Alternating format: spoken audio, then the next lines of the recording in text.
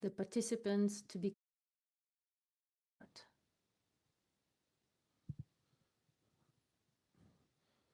Buonasera, buonasera a tutti. So, good evening. Benvenuti. Good evening, Allora, everyone. innanzitutto ci tengo tantissimo a ringraziare First of all, I would per il suo like essere qui in mezzo a noi thank il Patriarca Pierbattista Pizzaballa the Patriarch e proprio a nome del CDA, del Pierbattista Consiglio di Amministrazione di Pizzaballa, Fondazione CEU and e di on behalf Fondazione of Camplus, lo the ringrazio per board essere of qua CEO and e per Campus averci Foundation. donato I questo would suo like tempo to così thank him prezioso for per incontrarci donating insieme ai his nostri precious studenti. time for this È un gesto di grande chat, paternità che for this apprezziamo panel moltissimo. with our students. It's Nel a gesture contempo that we saluto di deeply cuore i più appreciate. di 1000 ragazzi And che I also sono would like collegati da ogni parte to d'Italia, dalla greet Spagna, more than e 1,000 insieme a loro students anche tutti i connected from Italy and genitori, i Spain, familiari che and sono with collegati them alle loro all the case, relatives and che ci their fa molto piacere avere con noi parents. in questo And incontro. we are very happy Il also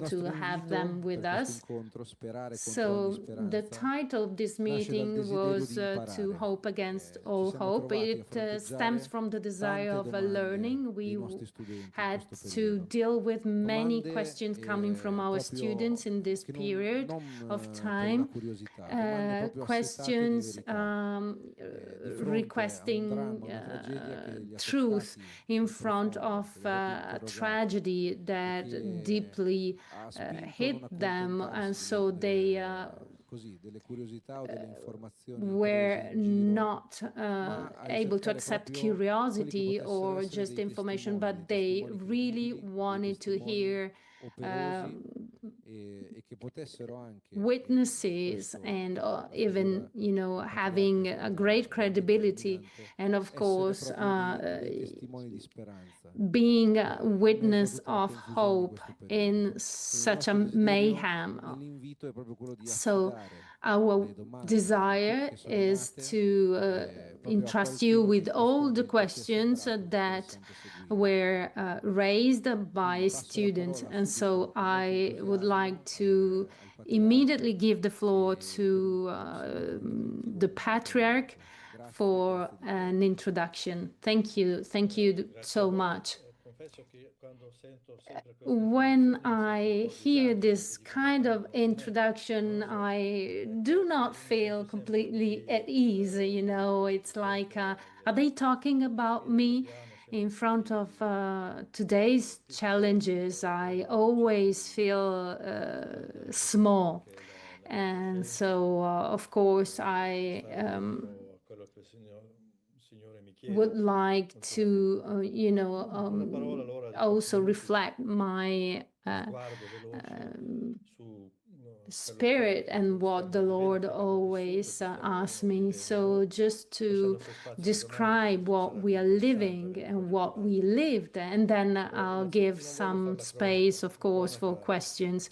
I don't want to tell the whole story because I think you already saw what happened and what it is happening. Of course, Gaza, but no one is talking about the West Bank or in the Holy Land, where the conflict is always continuing in a very precise way. Images were pretty clear. We saw what happened on the 7th of October 2023, something horrific, and that's something we have to clearly say in a very transparent way. And then we witnessed the reaction of the Israeli government, which is not over. Let's say a part is over, but we are still in within a conflict with the total destruction of the Gaza Strait, where so where 2 million people living in the Gaza Strip, and they had to be displaced, and 2/3 of population lives in tents without water, electricity, sewage system, medical assistance. So you are university housing, you go to school, but in Gaza, this is the 3rd year in a row they cannot access schools or universities. Right now, you had rains, and of course, water is a very precious element, but if you live under a tent,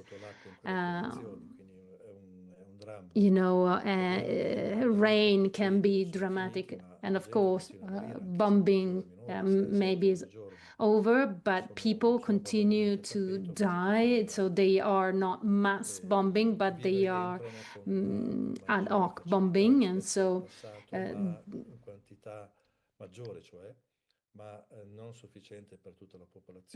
you have food more than it used to be, but not enough for everyone. And then, of course, funds, not just for reconstruction.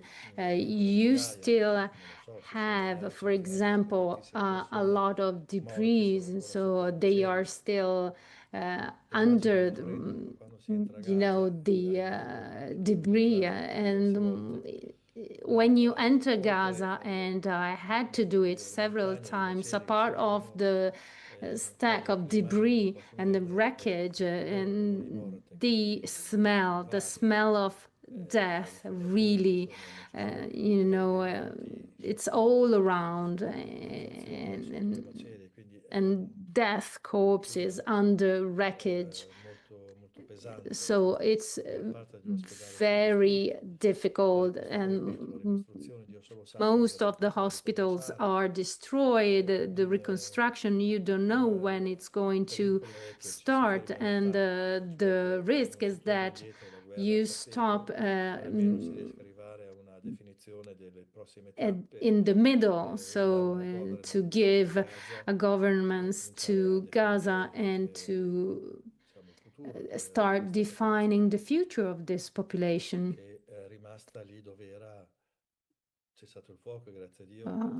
The ceasefire, of course, relieved a little bit the situation, but everything is on hold. It's a very difficult situation in the West Bank. The situation keeps on deteriorating. You have burnt olive trees. They are very important because they are the main source of living for many families, because they trade olives. In the West Bank, you have hundreds of checkpoints hampering the passage from one area to the other. It's growing, deteriorating situation. In Gaza, no one is going to work because, of course, there are no jobs at all. Maybe some people work for NGOs, those who are still working in Gaza, but not the others. And then West Bank, you had tourism, you had pilgrimage, and then commuting, going to Israel. So pilgrimage is still not possible, and commuting after the 7th of October is going to be really hard that it can resume, because of course, Palestinian people, they cannot go and work in Israel after what happened on the 7th of October. So the situation is really, really challenging and difficult. This is just to give you an overall description. Even in Israel, the situation is slightly better. So freeing hostages in a way unlocked the internal dynamics, but it's still a difficult country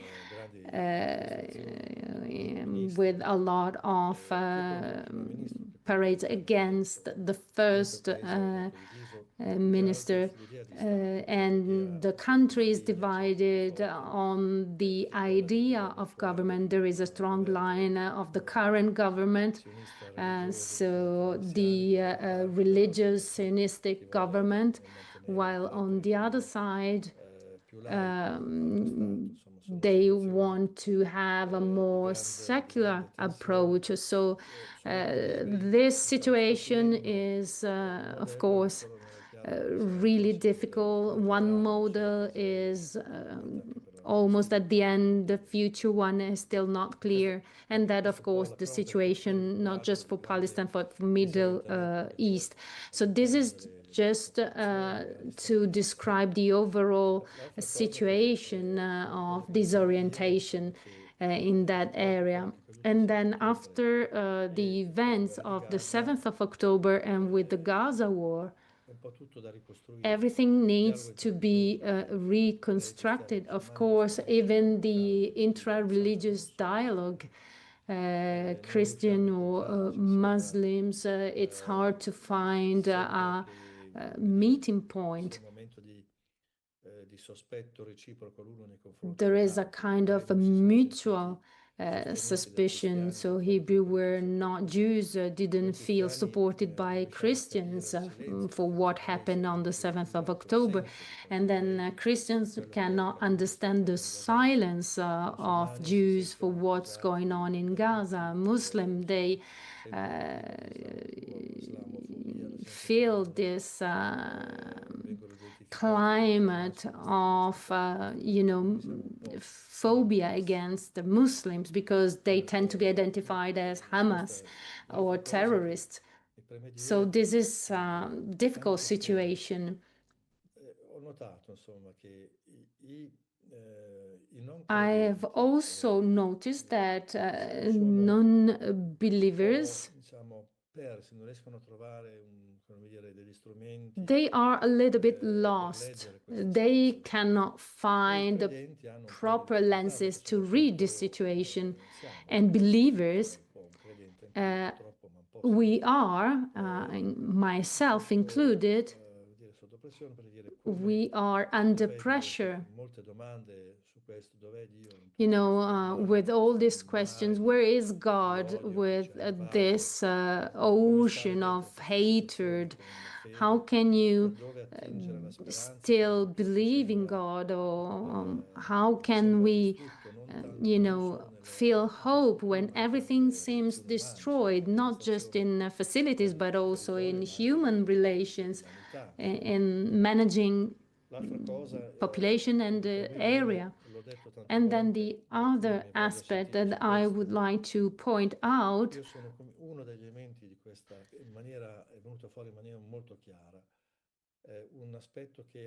an aspect that was already present before the 7th of October, but then it really exploded. That is hate speech.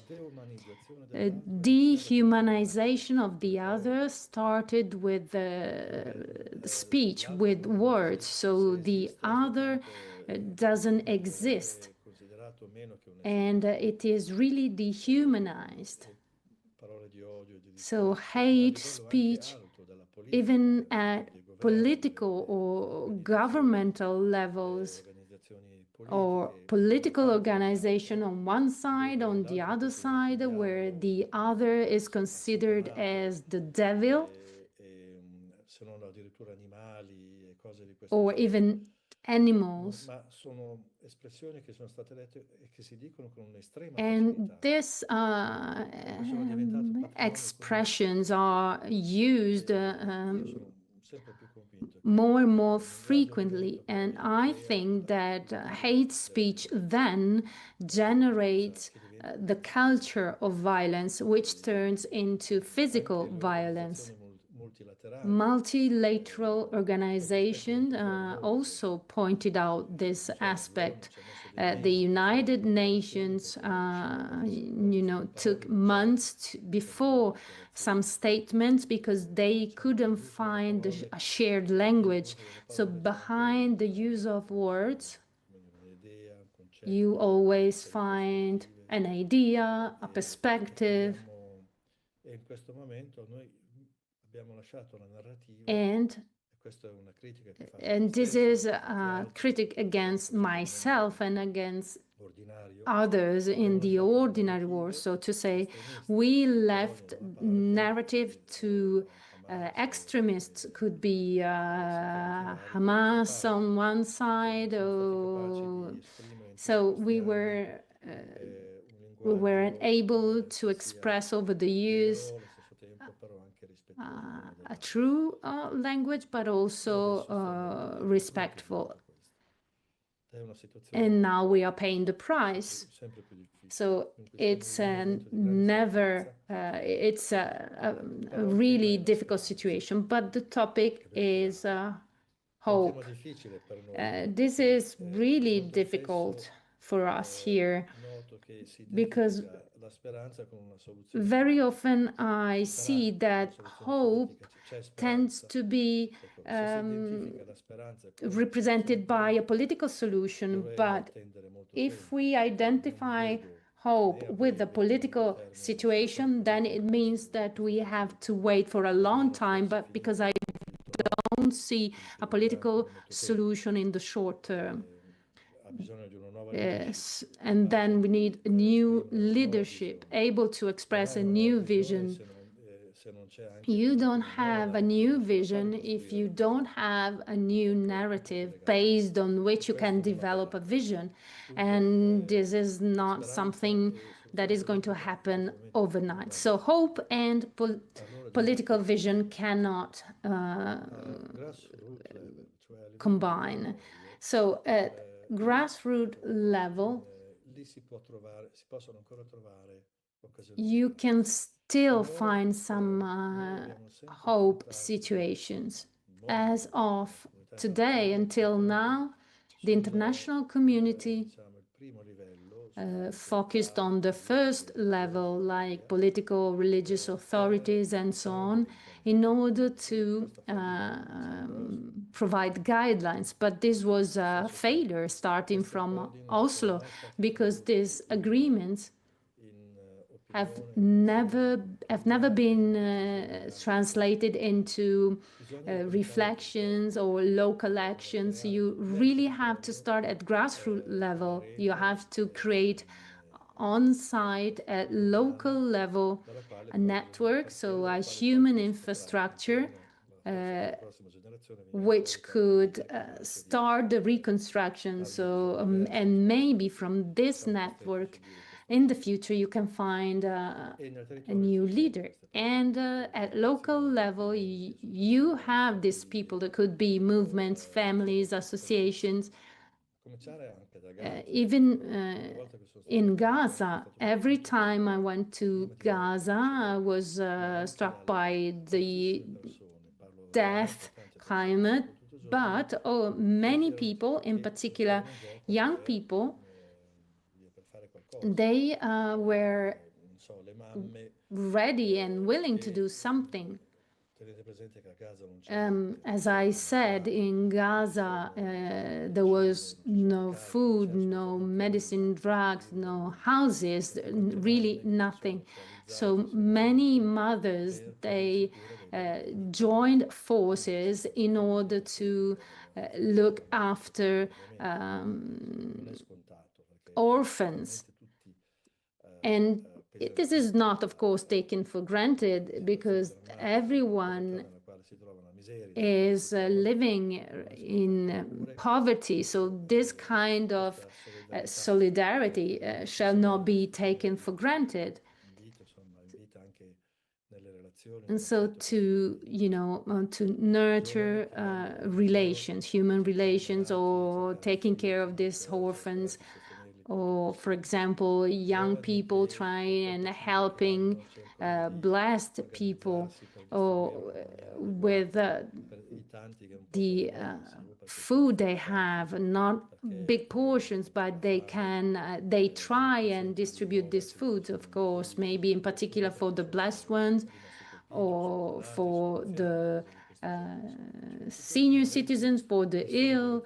So there is an internal solidarity network, and so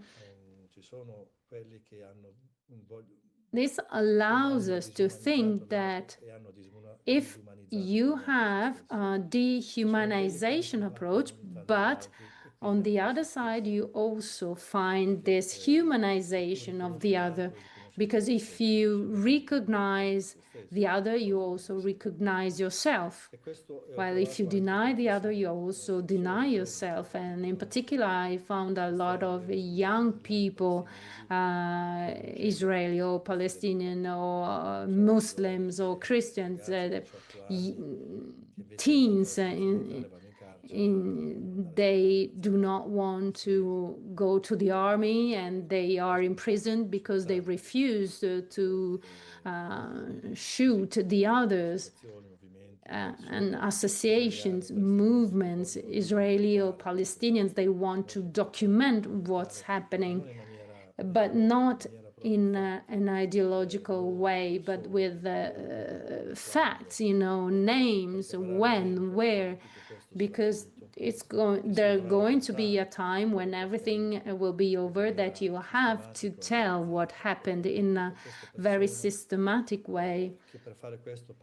And people, they doing this, they also pay their personal price. They are alone in doing so. But all this allows you to think that there is still hope, and that the humanity is there, because there are people, doing everything they can to save other people's life. And so to me, this is a source of hope. People who tell the truth, they are committed at local level. So they are really willing to act in a different way if needed, in order to express the truth, in order to express solidarity. And in this context of hatred, this is not taken for granted. So to me, this is a symbol of hope. And so the rise in Christ, you see it in the face of those people. And of course, you have death, but you also have people, ready to help the others, so that there is resurrection for us as well. Thank you. Thank you so much. You were able to touch upon several aspects of the questions of our young students. So the first question comes from Sofia. Good evening. My name is Sofia. And my question is why God allows that all this can happen. Why is he not stopping the hand of violent people? And what is the justice for all the dead people? This is a question that I often receive, why God allows this. And I always reply, I don't have all the answers. I would be a liar if I said that I have all the answers. But the question is not where is God, but the question is where is the human being, because it's the human being doing these things, so not God.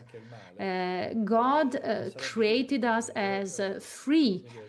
So if he would stop us from acting violently, so he always left us free to act. So justice is something that depends on us. God told us what are the conditions of justice, and then it's on us. We always look for somebody able to solve our problems and relieving the fatigue and the responsibility of our freedom. But in good or bad, the responsibility is upon us. And so God cannot intervene. So God, as I said, God is under the debris in Gaza. And so giving voice to God means giving voice to the poor people under bombings or hungry. The justice for the culprits, we have to ask for it, and we have to ask for justice so that people are considered as liable. So, and God is going to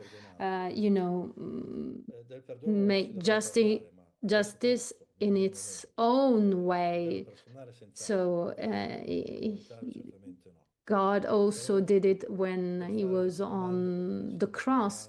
But to go back to your question, so this is not a question for God. This is a question for the human being, because the responsibility of our freedom is upon our own shoulders. Pier Carmelo. Good evening, Eminence. So my question focuses on fear. If I think about this conflictual situation, or other words, we feel fear, and I would like to know if you are afraid, and how can you feel hope?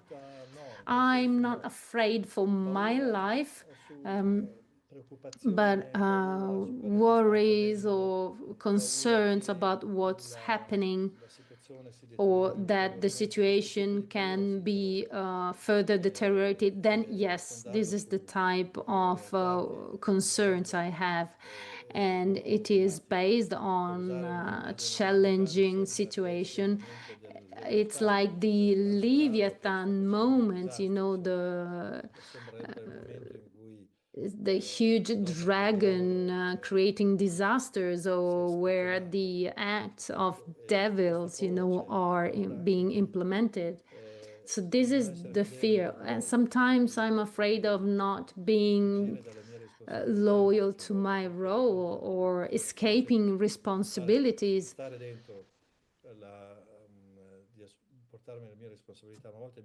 Sometimes I wonder, maybe I could do more. Have I done everything that I could? Hope. I feel hope in praying in the Eucharist, when I speak to God. And of course, putting in my prayers all the fatigue in life. So my hope is supported, as I said before, when I go around and I visit the different associations or realities. I see these people, and I also see their needs. They need help, they need a hand, and so I feel the energy and and these people really give me hope. And sometimes, when I pray, I say, please, God, tells me you are there and give me a sign. And then I meet these people, and then I read their presence as the God's response. Sara, good evening. And my question is what can we do concretely for peace, and how can we stop feeling powerless? How can we nurture the peace process in the Holy Land? It's very difficult to give you an answer. I think we all have to, do a little bit of something. So, but this war also, attracted a lot of attention in the world, with a huge focus on this conflict, with a lot of movements and demonstrations everywhere in the world. And this was something really good. It was something creating energy to us, but it also created a lot of division. We don't need you to repeat in Europe, in Italy, the same division. So you have to help us in overcoming this fracture. You should help us in helping us in reading this reality in a different way, allowing us, so sharing some visions or some orientation, helping us in interpreting this time so that we can have, a word or an image that could help us. And of course, praying. One of the things I see here is this feeling of, loneliness. Jews and Muslims, they feel misunderstood, insulated, they feel alone. So creating situations of maybe friendship without wanting to change the world, but helping to overcome this feeling of loneliness. Martina. Good evening.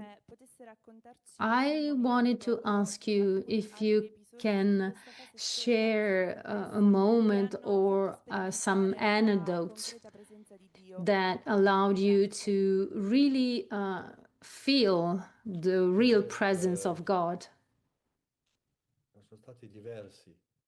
There were several.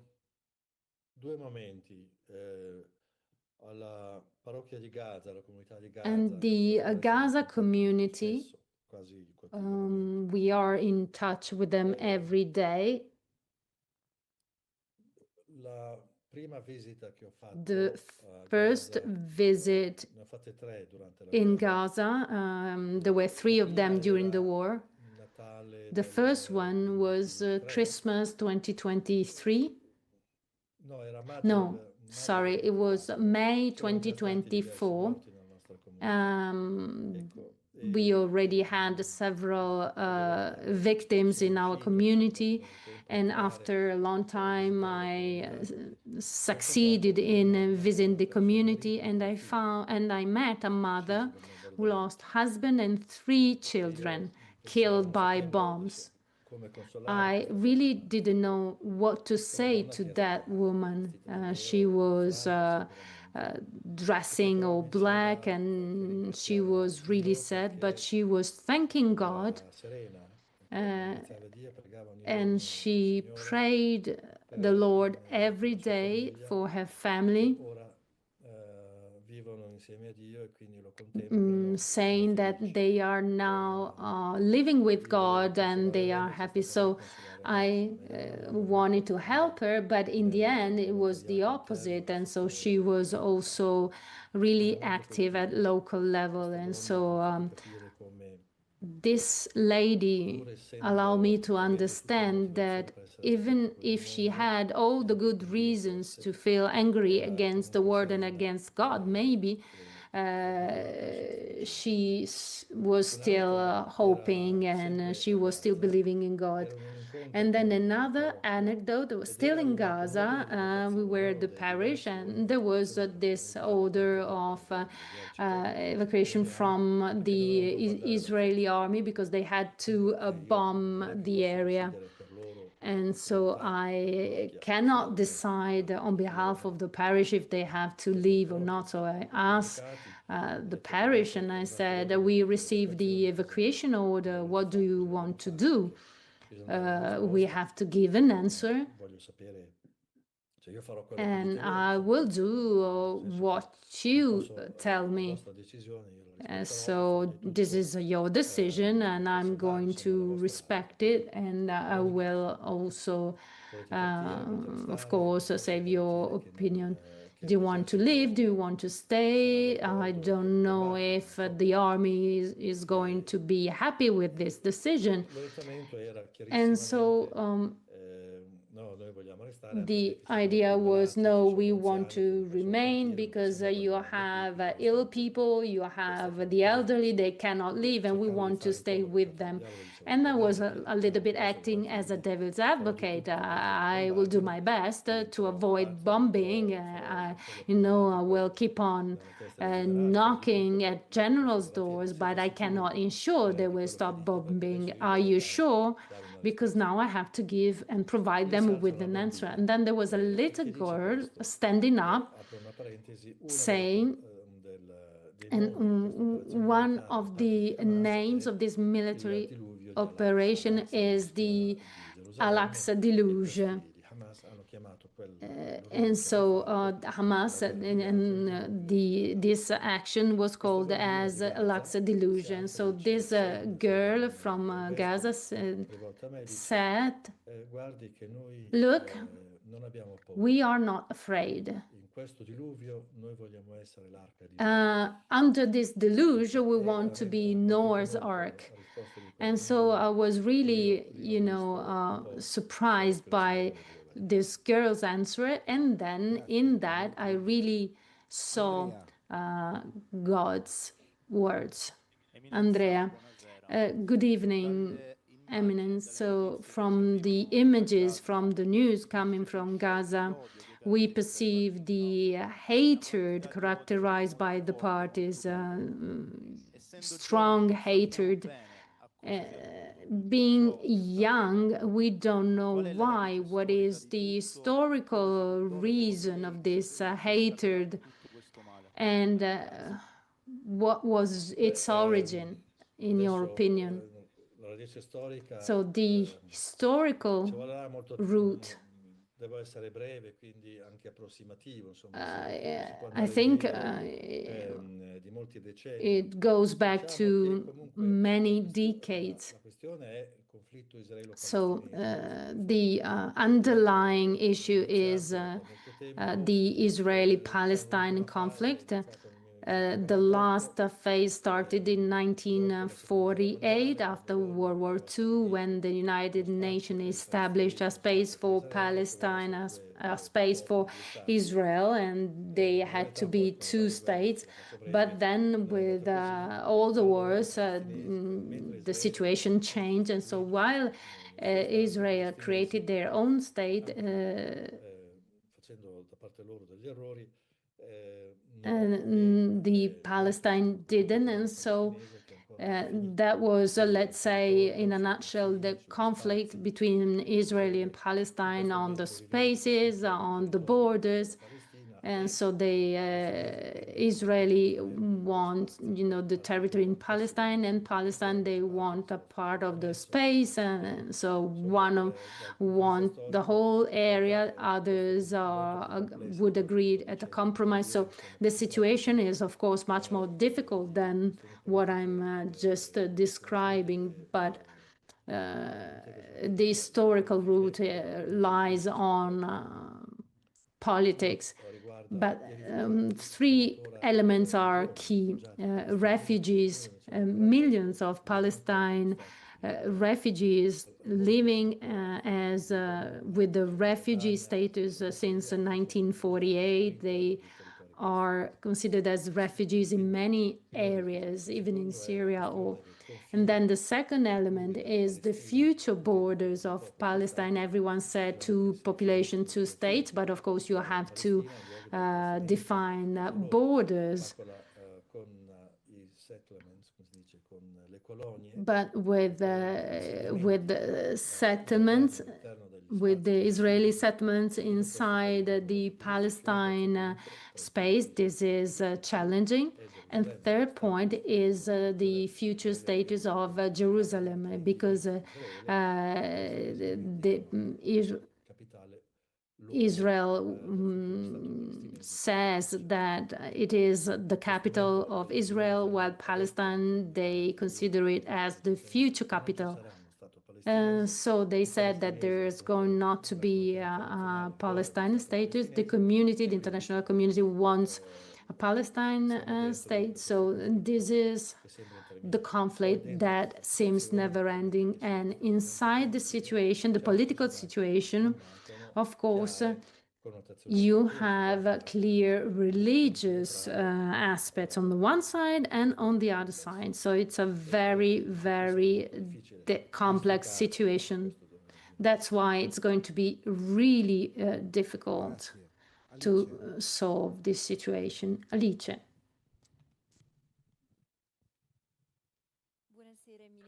Good evening, Eminence. So my questions stems out from reflection. So over the last months, we followed all the attempts to raise the media attention on Gaza.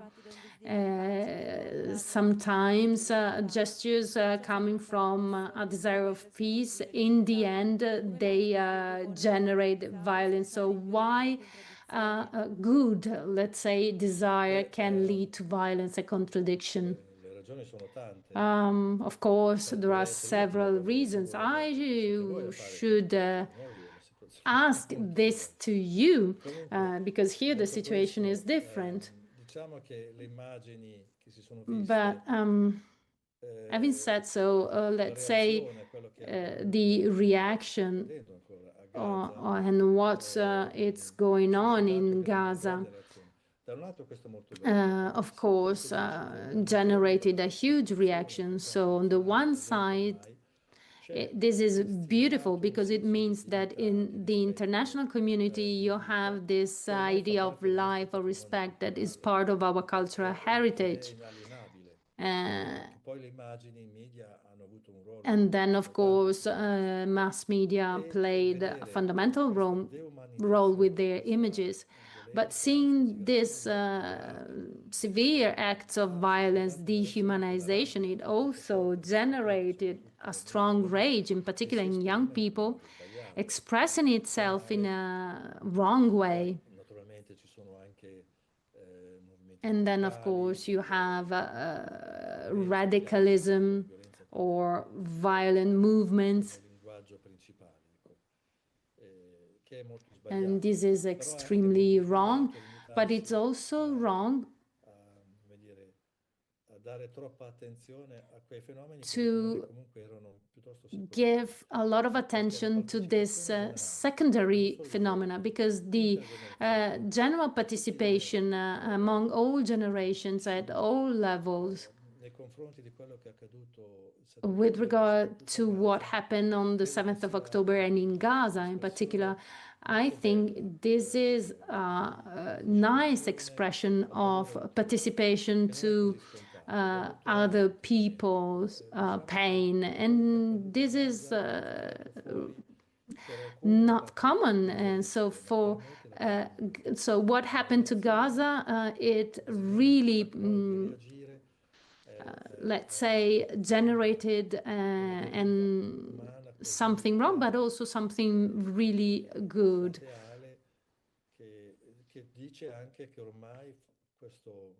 So there are situations today that you cannot tolerate, because now you have an idea of dignity of life, that is part of the cultural heritage. So I think this is really nice. Ludovica. Good evening. I would like to ask you what do you think about this ongoing truce? They could have done it 1 year ago. It's a compromise, and it's not perfect. But we had to stop this war. We had to stop the mass bombing. So it's not the ideal solution, but we have it and we have to, keep it. My concern is that on Trump's points, they are a little bit unclear.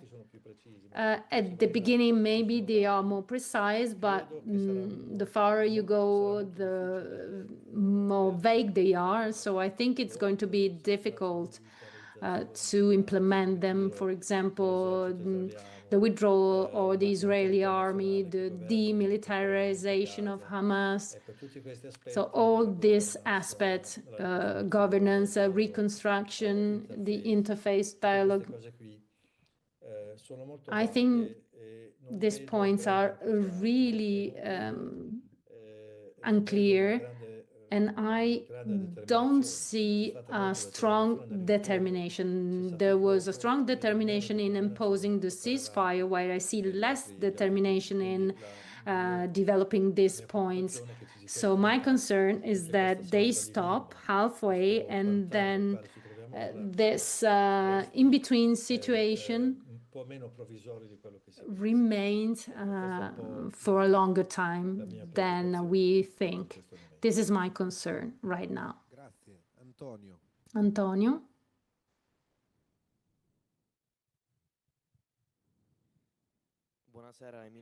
Good evening, Eminence. With regard to the context that you described before, how we can build a dialogue among people and based on which values. So a dialogue among population, it needs several aspects, education, training. A dialogue means culture. So you have to do it when the culture is developed in schools, in universities. For example, during the war, universities were the places of confrontation. So I thought it was a cultural confrontation, maybe a critical and strong debate, not a cultural boycotting.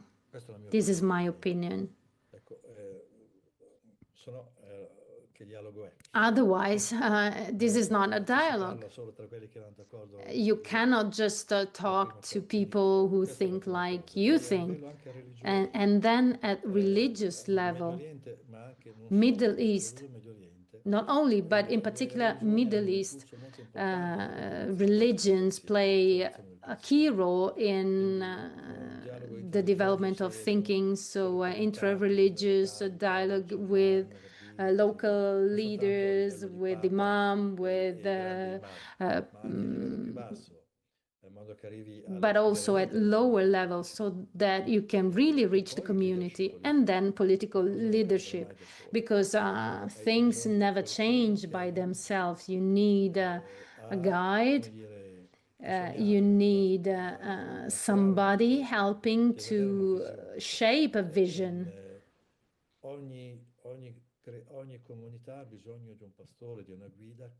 So every community needs a guide, a leader, creating the community, of course, with a good sharing and exchange, but you need somebody leading the way. So we have to work at different levels. As far as I'm concerned, at religious level, I think my next commitment is to create, dialogue situations meetings, because over this 2 years we were not able to meet, to talk, and to understand. So starting from the fatigue we felt from, these situations, and then continue. Maria Antonietta. Good evening, Cardinal. This evening you said that we left narratives to extremists, and often they lead to misunderstanding. So my question to you is, how can we, young people, not feeling disoriented and starting to look for truth? Well, first of all, you have to study, you have to understand the situations. You have to understand the complexity of this conflict between Israel and Palestine. You have to understand the situations, to assess them in a critical way, in a free way. Because, of course, to shape the truth, you have to first know it. You have to listen to the different experiences and study.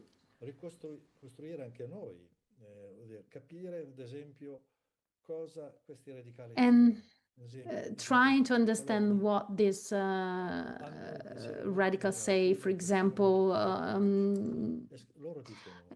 they say that the settlers said it's written in the Bible because God gave us this land and we have to take it.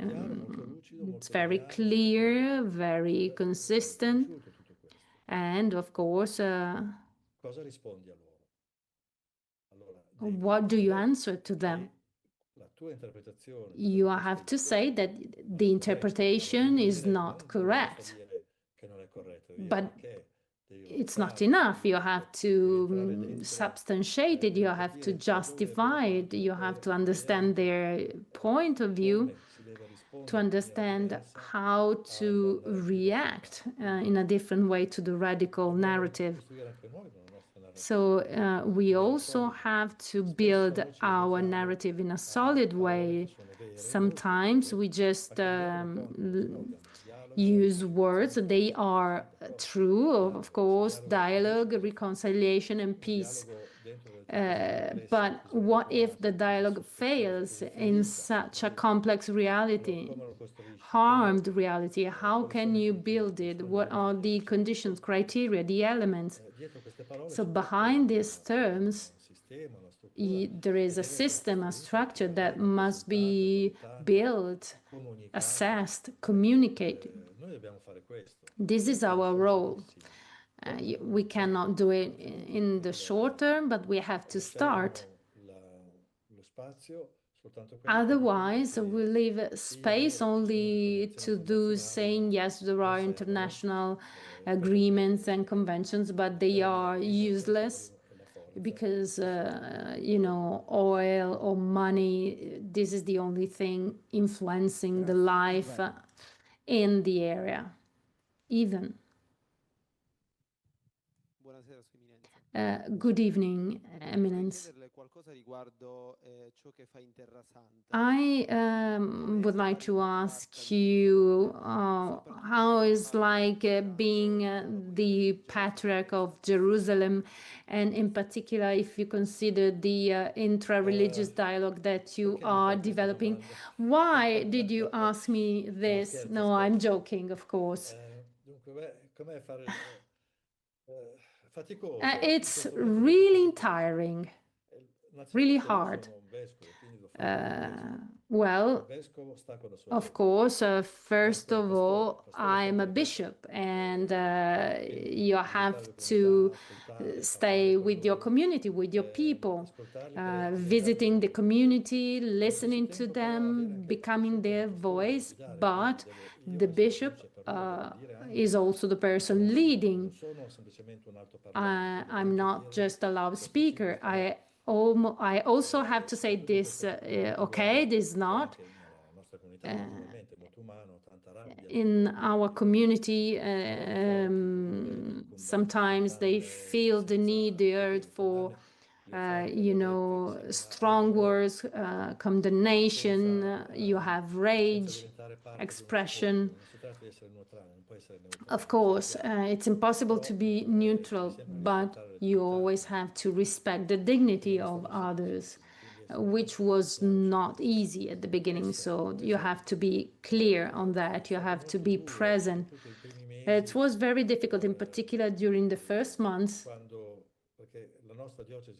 because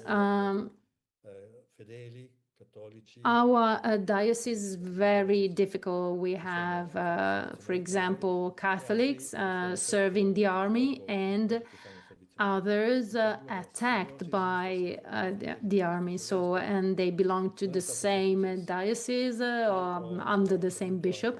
It was not easy. I was also criticized from one side and the other side.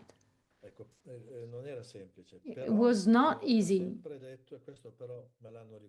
but I always said that I'm here. I think that we have to do this, this, and that, and then if you don't agree, you have to, tell it face to face. Challenging dialogues, even from a human point of view, but also genuine. So the bishop must be present and not worrying about being balanced. So the bishop needs to be present and also recognize mistakes, if any, of course. And I made plenty of mistakes, but ensuring his presence, that's the first thing to do. And then the shepherd shall not keep the flock closed in the gates.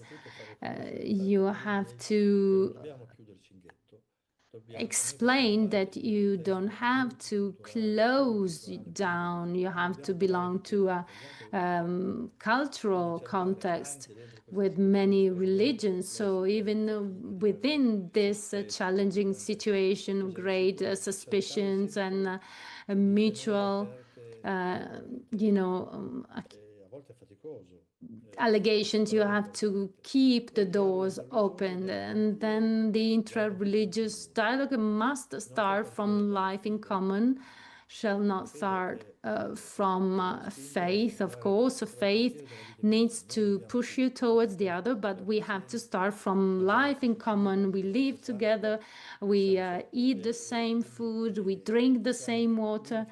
So we live side by side. So we have to start from our shared life, from our concerns, from our fears, but also from our expectation in order to build trust again. And you have to be there, first line meeting, for example, an imam or rabbi also means meeting other perspectives. And I want to meet you really because they are shooting, because it's now time to talk to them, to tell them stop shooting. So this is the role of patriarch, and I try to do it. It's not easy, and of course I rely on God and on people surrounding me. Thank you. It's our time is almost over. And really would like to thank you for what you donated to us. And I think The fact is that we are not giving the guilt to God, but he said we always look for somebody relieving our fatigue and responsibility. Where is the man? So, and I think that tonight you helped us in understanding the situations with your words, with your humanity, in sharing your anecdotes of what you live every day. Meeting witnesses. So this is really the pathway to hope. I would like to thank you again on behalf of our students, of their families, on behalf of the board of CEO Foundation and Camplus, and of course we will mention you in our prayers, and please do the same thing. Thank you. Bye-bye. Grazie.